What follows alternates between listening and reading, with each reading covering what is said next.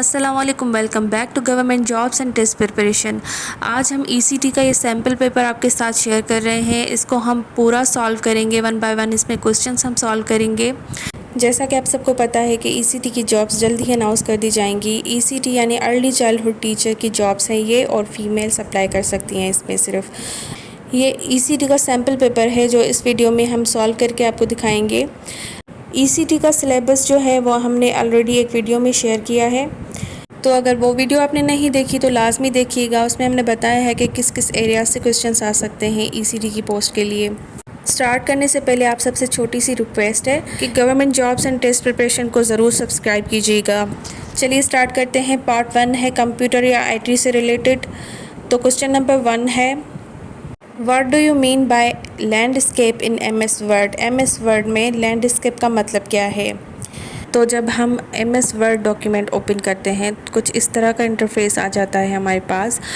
ऊपर वाली बार को जो है हम कहते हैं टास्क बार, और नीचे वाली बार को कहते हैं मेन्यू बार। जब हम मेन्यू बार में पेज लेआउट के टैब को क्लिक करेंगे तो हमारे पास दो ऑप्शंस आएंगे, एक पोर्ट्रेट, दूसरा लैंडस्केप। अब ये जो है ये पेज की ओरिएंटेशन होती है। ओरिएंटेशन से मुराद के पेज को किस डायरेक्शन में आप लाना चाहते हैं। So here is correct option is B, page orientation. Second question है, to save a workbook using shortcut keys press. हम वर्कबुक को सेव करने के लिए शॉर्टकट की कौन सी यूज़ करते हैं। So here is option B is the right answer, control S. हम वर्कबुक को सेव करने के लिए शॉर्टकट की जो यूज़ करते हैं वो कंट्रोल एस है। पार्ट 2 जो है वो जनरल नॉलेज, करंट अफेयर्स या आईक्यू के क्वेश्चंस का है। क्वेश्चन नंबर 3 है, the highest peak of salt range is. नमक के हद की बुलंद तरीन चोटी कौन सी है। तो here is option D is a correct answer, स्कासर। स्कासर माउंटेन की जो हाइट है तकरीबन 1522 मीटर्स है, और ये पंजाब में वाक़ है, खुशरब डिस्ट्रिक्ट में।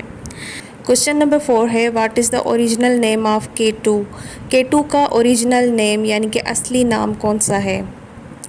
तो इसका जो सही आंसर है वो है गॉडविन ऑस्टिन। गॉडविन ऑस्टिन जो है वो K2 का असली नाम है। माउंट एवरेस्ट के बाद ये सेकंड हाईएस्ट माउंटेन है, और ये पाकिस्तान में वाक़ है, और कराकोरम रेंज की हाईएस्ट पॉइंट है। अब पार्ट 3 जो है वो पेडागोजी, असेसमेंट या एजुकेशन से रिलेटेड है। क्वेश्चन नंबर 5 है, educational evaluation is a process by which a teacher can assess.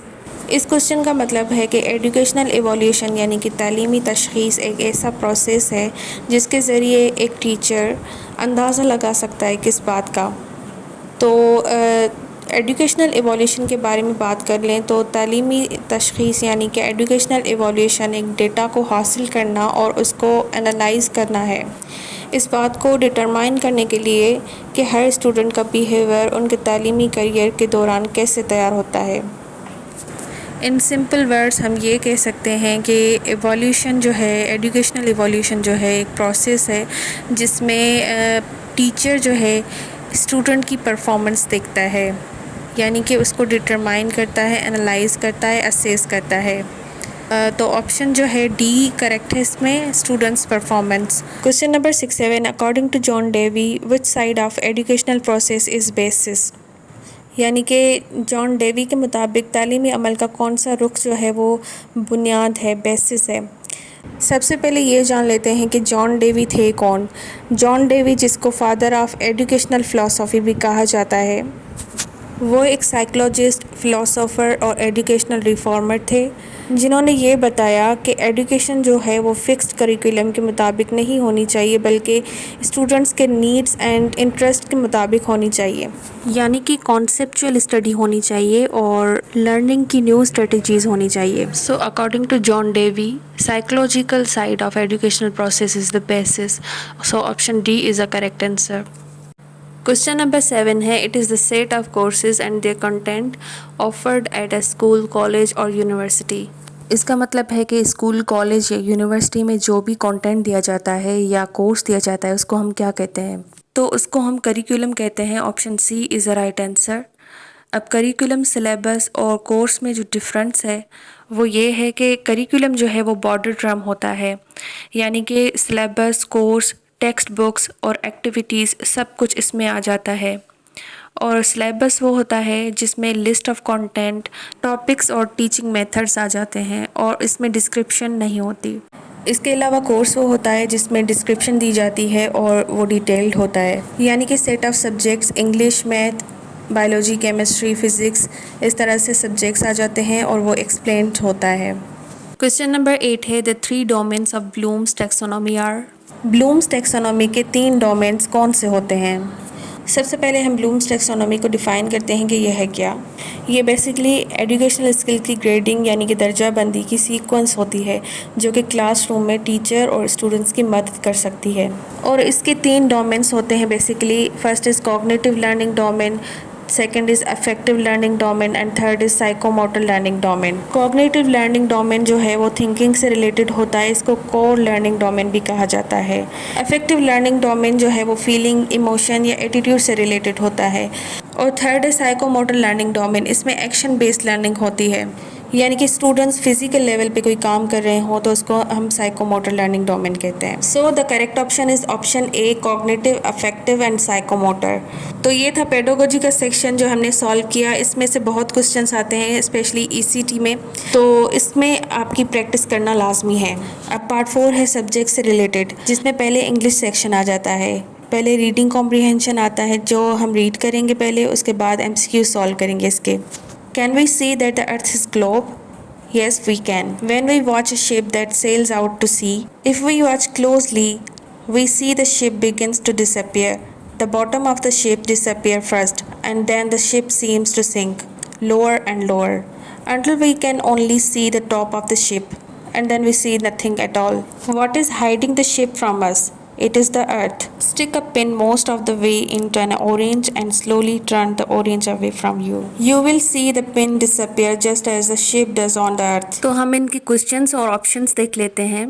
Question number 9 है this story is mainly about option A the shape of the earth, option B travelling to the new world, option C sailing ships in the old days, option D the shapes of fruit such as oranges. So the correct option is option A the shape of the earth. ये story mainly shape of the earth से related है।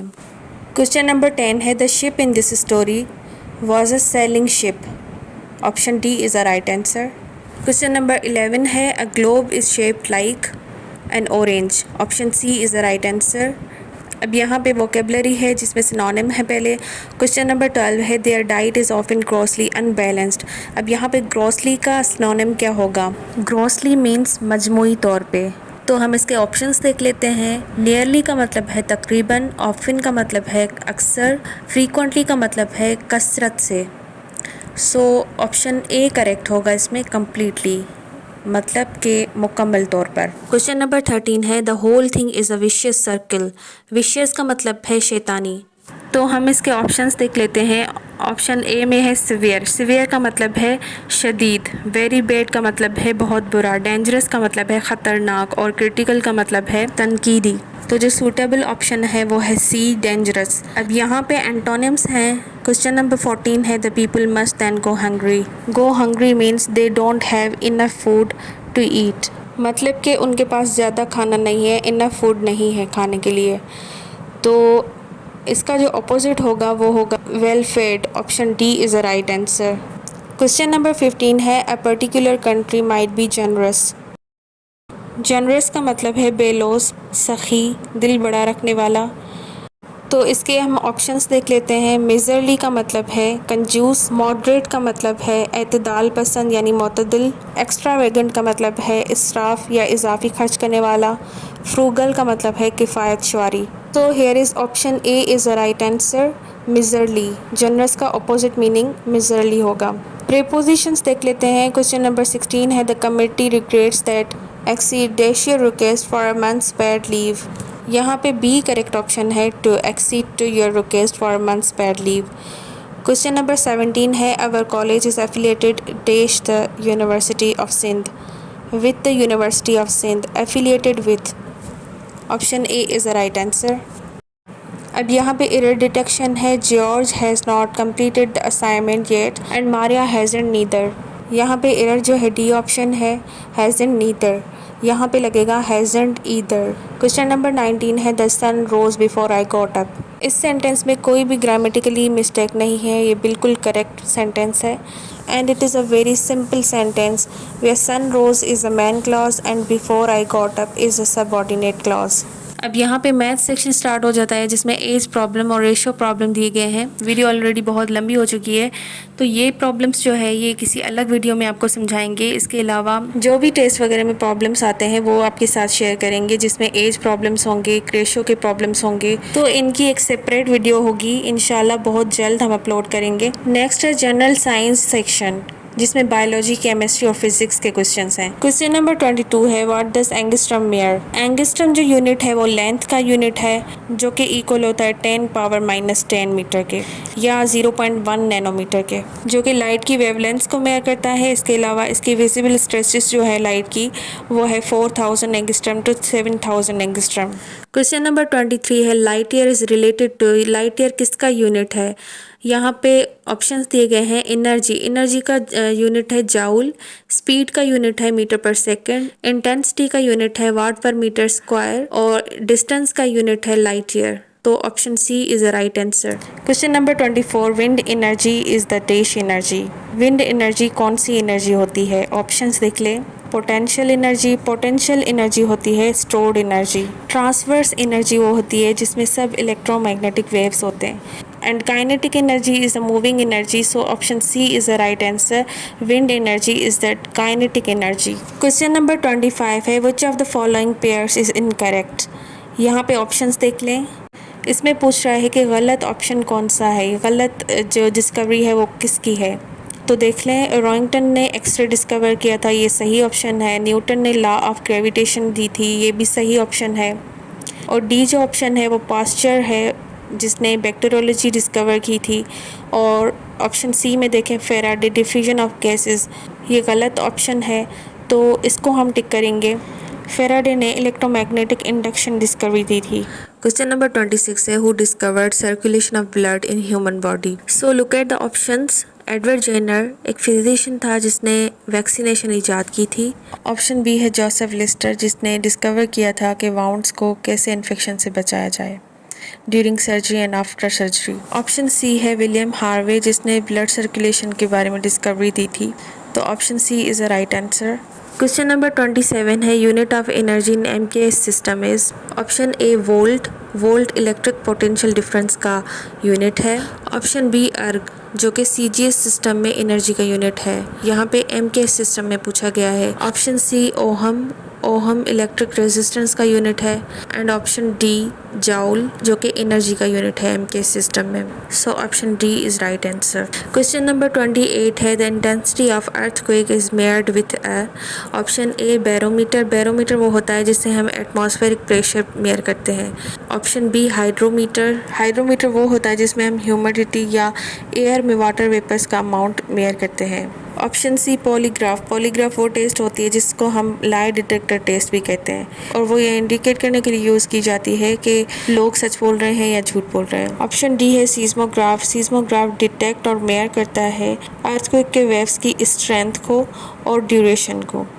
तो option D is the right answer. Question number 29 है which of the following is a negative temperature coefficient of resistance. So basically negative temperature coefficient resistance वो material होते हैं कि जब temperature को इंक्रीज किया जाता है तो उनकी इलेक्ट्रिक रेजिस्टेंस डिक्रीज हो जाती है।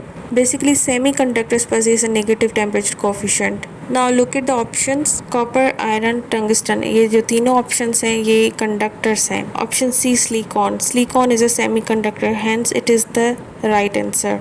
Question number 30 and last question है for an ideal gas force of attraction between molecules is. Option D 0। Kinetic theory of gases की असम्पशंस ये हैं कि force of attraction between ideal gas molecules will be 0। सो ये था ECT का sample paper जो कि हमने आपके साथ शेयर किया। अगर आपके लिए वीडियो हेल्पफुल रही हो तो लाइक और शेयर ज़रूर कीजिएगा। हमारे channel government jobs and test preparation को ज़रूर सब्सक्राइब कीजिएगा। हम इस चैनल पे एमसीक्यूज़ वीडियोस, पास्ट पेपर से रिलेटेड वीडियोस और जॉब अपडेट्स की वीडियोस अपलोड करते रहते हैं। ईसीटी से रिलेटेड भी हम वीडियोस अपलोड करेंगे जिसमें पेडागोजी, इंग्लिश के MCQs, most repeated general knowledge के एमसीक्यूज़ भी अपलोड करेंगे। कंप्यूटर से रिलेटेड, सब्जेक्ट रिलेटेड सब एमसीक्यूज़ जो है वो इस चैनल पे अपलोड करेंगे। तो स्टे ट्यून्ड। टिल देन अल्लाह हाफिज़।